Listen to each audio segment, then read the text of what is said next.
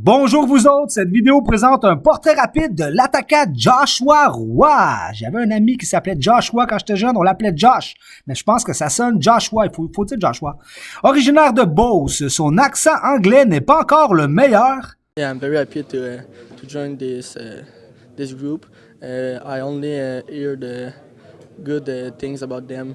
I'm very happy. Mais il y en a des pires que lui, il va s'améliorer.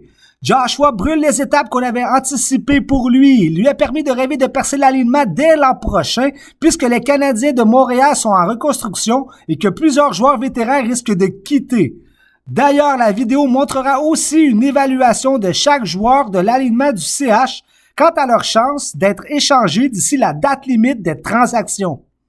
Après ses exploits lors du camp d'entraînement et lors du championnat mondial junior, le fait qu'il n'ait été qu'un choix de 5e ronde n'affectera plus ses chances de percer tôt dans la LNH.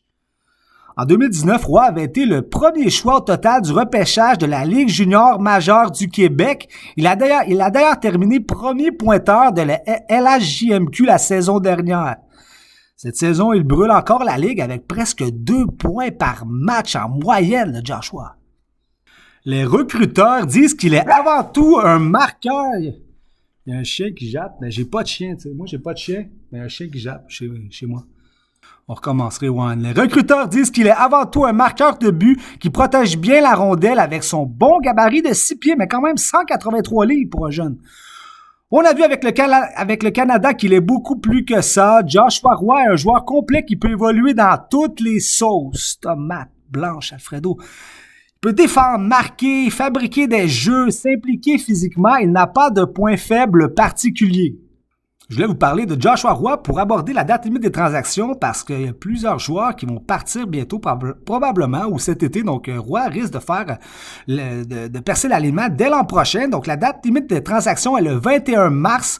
Voyons voir quels joueurs risquent d'être échangés d'ici la date limite et ceux qui sont assurés de rester avec les Canadiens.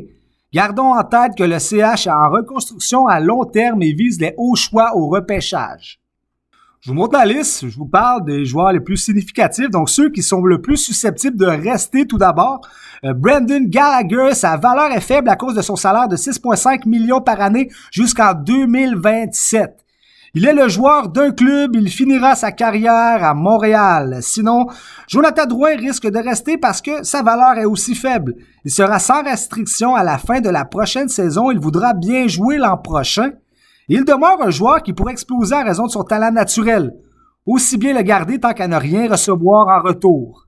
Même chose pour les joueurs qui sont le plus susceptibles d'être échangés. Je vous montre la liste. Shane Monahan est celui qui alimente le plus les rumeurs. D'un côté, il me donne l'impression d'être un joueur usé. D'un autre, il s'avère un bon vétéran servant d'exemple aux jeunes. Lui qui peut encore récolter des points. Plein d'équipes s'intéresseront à sa location jusqu'en juillet. Sinon, Josh Anderson, tout simplement parce qu'il a une bonne valeur et qu'il est bâti pour les séries, il pourrait être sacrifié.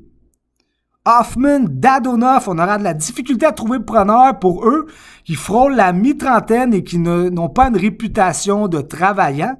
J'ai aussi inclus dans la liste David Savard, même s'il a un rôle important, il pourrait être échangé, considérant que l'équipe vise à augmenter, que le Canadien vise à augmenter son pourcentage de chances d'obtenir des choix élevés au repêchage, comme Connor Bedard les autres années.